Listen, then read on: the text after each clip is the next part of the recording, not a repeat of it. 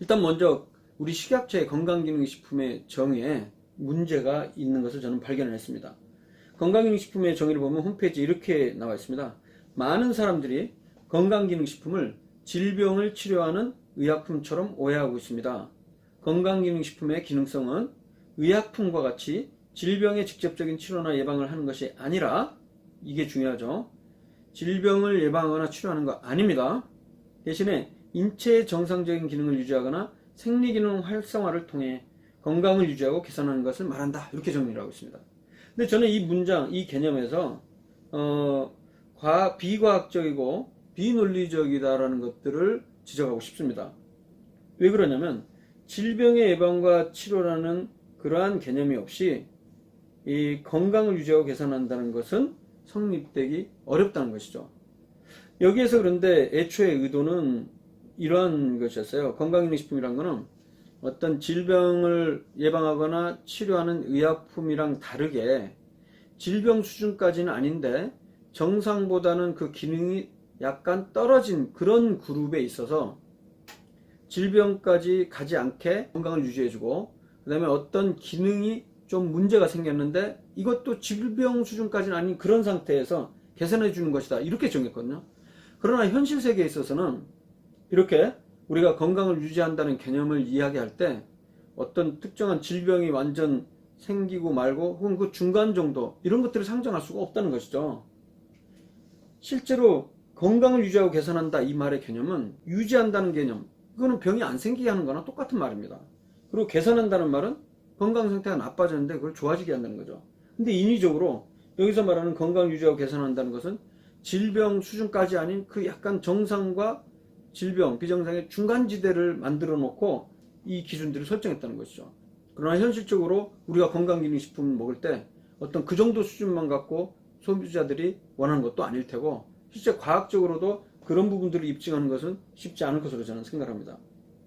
실제 그 뉴트라슈리컬이라는 이 신조어 개념, 건강기능식품과 비슷하다고 그랬죠. 이 개념에서는 원래 정의에서부터 이렇게 나와 있습니다. 질병을 예방하거나 치료하는 것을 포함해 의학적 혹은 건강상의 이득을 줄 수 있는 음식으로 정의할 수 있다는 것이죠. 그렇기 때문에 우리 지금 건강기능식품의 정의 자체는 뉴트라슈리컬의 개념과도 또 다른 독특하고 이상한 개념이 있다는 것입니다. 그래서 저는 이러한 건강식품의 개념조차도 보다 더 과학적으로 정립을 해야 된다는 게 우선 과제고요. 가장 중요한 것은 바로 이것입니다. 바로 허술한 기능성 등급이었다는 것이죠. 가장 최근까지도 건강기능식품의 기능성 등급은 총 4가지 등급으로 나뉘어 있었습니다.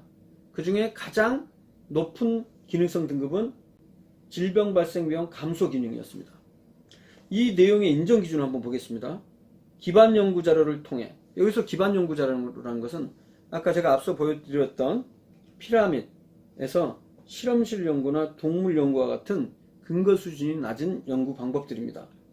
이런 연구 자료를 통해 어떤 특정 건강기능식품이 생리학적인 효과나 기전이 명확하게 입증되어야 합니다.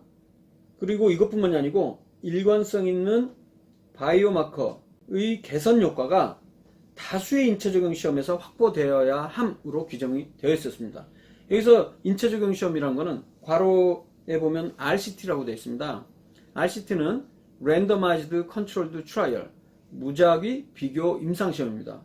앞서 제가 말씀드렸듯이 연구 대상자를 두 그룹으로 나눠서 한쪽 그룹은 가짜약인 플러시보를 주고 한쪽 그룹은 신약이나 건강기능식품을 주는 거죠. 근데 이러한 임상시험도 한두 편이 아니고 다수의 인체적용 시험에서 효과가 확보돼야지 가장 높은 등급을 받을 수가 있습니다. 근데 저는 이 등급 기준에서 질병 발생 위험 감소 기능 자체는 논리적으로 말이 안 된다고 생각합니다. 왜냐하면 앞서 건강기능식품의 정의에 보면 질병의 직접적인 치료나 예방을 하는 것이 아니라고 하면서 의약품과는 분명히 선을 긋고 개념이 다르다고 했음에도 불구하고 건강기능식품 중에서 가장 높은 등급은 질병 발생 위험 감소 기능을 만들어 놨다는 것이죠. 즉 질병 발생 위험 감소 기능에 해당하는 건강기능식품이 있다면 이는 질병 예방에 해당하기 때문에 의약품으로 분류하는 게 마땅합니다. 그리고 생리활성 기능 1, 2, 3등급이 그 아래에 있는데요. 생리활성 기능 1등급은요 질병 발생 위험 감소 기능과 거의 비슷합니다. 기반 연구 자료를 통해 그 효과나 기전이 명확하게 입증되어야 하고요. 일정한 일관성 있는 바이오마커의 개선 효과가 다수의 인차 적용 시험에서 확보해야 되는데 질병 발생 위험 감소 기능과 차이점은 이것입니다. 질병 관련 바이오마커를 확인하면 질병 발생 위험 감소 기능입니다. 여기서 바이오마커란 거는 이제 생체 표시자라고 해서 그러니까 당뇨 같으면 혈당 수준을 얘기할 테고요. 근데 이 생리활성 기능 1등급에서 말하는 생리활성 관련 바이오마커의 확인이란 건 뭐냐면, 그래서 혈당 같으면 126 이상을 보통 당뇨라고 하는데 100 미만은 정상이고요. 100에서 126 사이면 당뇨 전 단계가 되겠죠. 이 정도의 수준에 해당하는 것을 생리활성 관련 바이오마커라고 규정하기도 했습니다. 그래서 이 부분 자체도 개념 자체가 좀 모호한 측면이 있거든요. 어쨌든 생리활성 기능 1등급 같은 경우나 질병 발생 위험 감소 기능은 그럼에도 불구하고 다수의 인체 적용 시험에서 확보되어야 하기 때문에 그 나름대로 기능성 그 등급 기준은 어느 정도 엄격해 보여서 긍정적으로 볼 수 있을 것 같습니다. 하지만 생리활성 기능 2등급과 3등급 보면 얘기가 달라집니다. 생리활성 기능 2등급 같은 경우에는요, 기반 연구 자료를 통해 그 효과나 기전을 추측할 수 있어야 된다고 되어 있습니다. 명확한 것도 아니고 추측할 수 있어야 되는 것이고요. 그 다음에 그 바이오마커의 개선 효과가 최소 한 건 이상의 인체 적용 시험에서 확보되어야 함으로 정의를 했기 때문에, 예를 들어서 좀 영세한 건강기능식품 제조회사에서 한 3, 40명의 연구 대상자를 대상으로 해서 15명씩 나눠서 비교 임상시험을 해서 그것이 비록 국제학술지나 국내학술지에 출판이 되지 못했다 할지라도 그러한 자료만 제출할 수 있으면 바로 생리활성 기능 2등급으로 인정을 받아갖고 건강기능식품으로 판매가 되었다는 것이죠. 앞서 말씀드렸지만은 임상시험 한 편, 그것도 연구 대상 수가 수십 명이나 수백 명 수준, 이 논문 하나만 갖고 어떤 건강기능식품이나 약품이 효과가 있다라고 결론 내기는 턱없이 그 근거가 부족하다는 것이죠. 왜냐하면 임상시험은 연구자의 의도에 따라서 다를 수도 있고요. 그 데이터 분석 방법에 따라 다를 수도 있고, 연구의 질적 수준에 따라도 달라질 수 있고, 그 연구를 시행하는 데 있어서 연구비를 누구로부터 받았냐, 이해관계에 따라서도 결과가 달라질 수 있기 때문입니다. 그리고 마지막으로 3등급 같은 경우는 가장 황당한 등급 중에 하나인데요. 기반 연구 자료를 통해 그 효과나 기전을 추측할 수 있는 자료가 있지만 인체 적용 시험에서 기능성을 확보할 수 없음으로 되어 있습니다. 이 의미는 실험 연구나 쥐실험을 통한 연구 자료는 어느 정도는 있는데 사람을 대상으로 한 임상시험은 없다는 것이죠.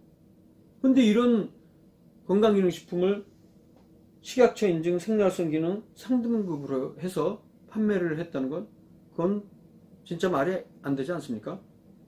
건강기능식품이라는 거는 우리 국민들이 다 복용을 하는 거예요.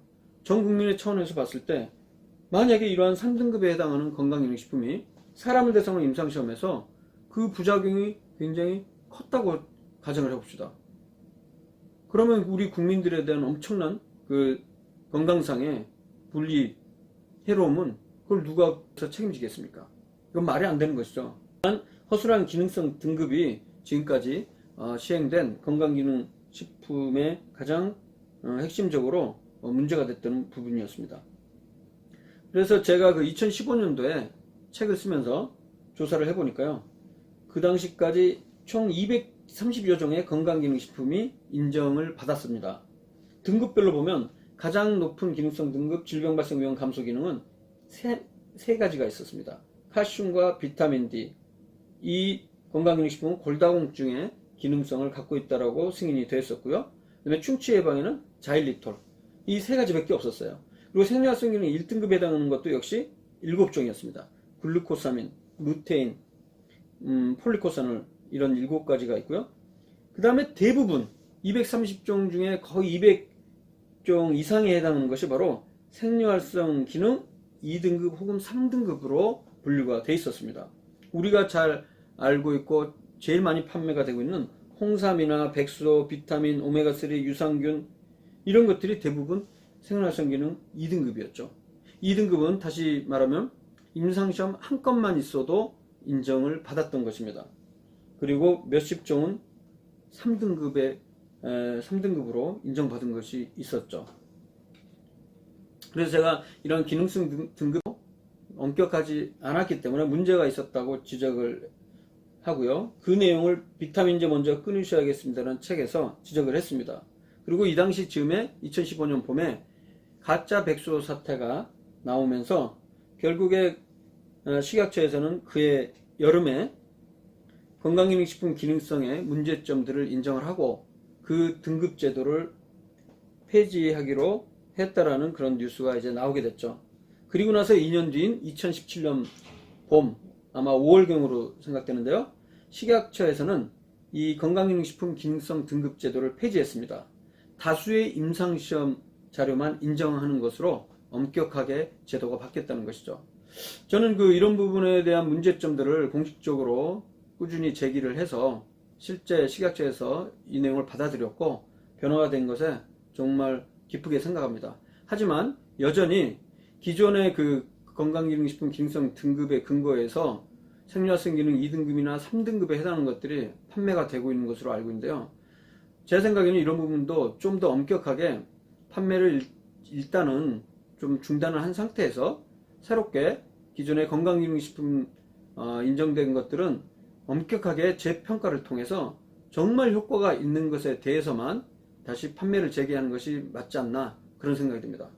이제 구체적으로 질병발생 위험 감소 기능부터 시작해서 생리활성 기능 1, 2, 3등급에 해당하는 아주 대표적인 건강기능식품에 대해서 하나하나씩 다시 한번 근거 중심하게 기반해서 그 효능과 부작용 등에 대해서 이야기를 해보겠습니다. 다음 동영상을 기대해 주시기 바랍니다. 감사합니다.